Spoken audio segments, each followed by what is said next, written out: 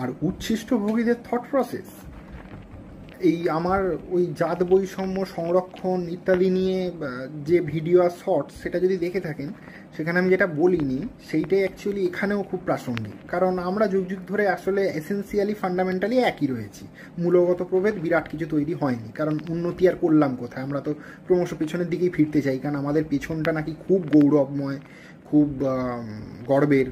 তো ওই যখন জাত বৈষম্য সংরক্ষণ প্রথা এই সমস্ত কিছু সূচনা যে আদিম প্রাচীনকালে হাজার হাজার বছর আগে, সেই সময়ে এইটার জন্য সবচেয়ে বেশি দায়ী কারা ছিল? সেই আমার মতো অব্রাহ্মণ জেনারেল ক্যাটাগরি বা অব্রাহ্মণ ইউআর যারা, তারাই আসলে সব থেকে বেশি দায়ী ছিল। কারণ বীরভোগ্যা বসুন্ধরা টাইপের, এবার সেখানে ব্রাহ্মণ ক্ষত্রিয় বা এই ধরনের লোকেরা চাইবেই, যারা একটু চালাক এরকম, যে তারা তাদের ঘর গোছাতে তারা যা খুশি করতে চাইবে, নিজেদের স্বার্থটাই দেখবে, সেটাও স্বাভাবিক।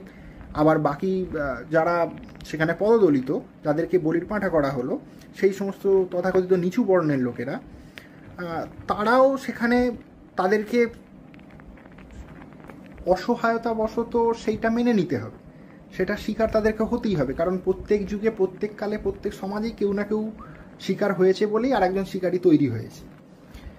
কিন্তু এই মাঝে যারা যারা বিশেষ কোনো গুঁড়ো পেলো না, কিচ্ছু পেলো না, অব্রাহ্মণ ইউআর, তারা কিছুই পায়নি তখন, কিন্তু তার সাথে তারা ভেবেছে যাক আমাদের সাথে তো ওই খারাপ কিছু হলো না, তাহলে আমরা ভালোই আছি, চুপি থাকি, আমরা না হয় আমাদের আর এতে কি, আমাদের তো বিশেষ কিছু যাচ্ছে না, ব্রাহ্মণ মানুষ ক্ষত্রিয় মানুষ বলে কথা হতেই পারে, আমরা খামোখা ঘরের খেয়ে বোনের মুখ তাড়াবো কেন?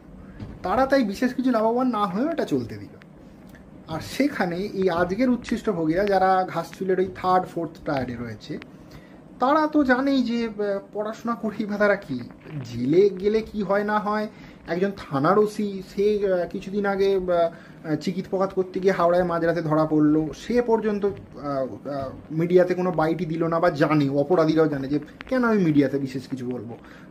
এই ঘটনাকে 2 দিন পর দেখতে যাবে, আমি কোথায় আছি, জেলে কতদিন পর ছাড়া পেয়ে গেছি, জামিন পেয়েছি, বা জেলে কীরকম অবস্থায় আছে, মাসেজ পাচ্ছি কিনা, গাঁজা পাচ্ছি কিনা, জেলের ভেতর সমস্ত খরচ কি হচ্ছে। আর সবথেকে বড় কথা, যদি সরকার বিরোধী কিছু বলে দেয় বা কাউকে যদি রুষ্ট করে দেয়, তাহলে জেলের ভেতর কীভাবে মরতে হয় সেগুলো তো সব থেকে টাটকা খবর আমরা ওই বিষ্ণুই গ্যাং বা এই ধরনের গ্যাংয়েদের খবর থেকে পাই, যে তারা জেলের ভেতরে কীরকম নিজেদের বার্থডে সেলিব্রেশন থেকে শুরু করে সমস্ত কর্মকাণ্ড জেলের ভেতর থেকে বসে চালাতে পারে।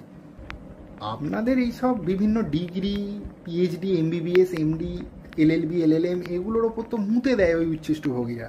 ওরা কয়েক বছর যতশো কোটি টাকা কামিয়ে ফেলে, তারপর যদি কয়েক বছর জেলেও থাকতে হয়, একান্তই খুব খারাপ ক্ষেত্রে দেখছি, যদিও তার পসিবিলিটি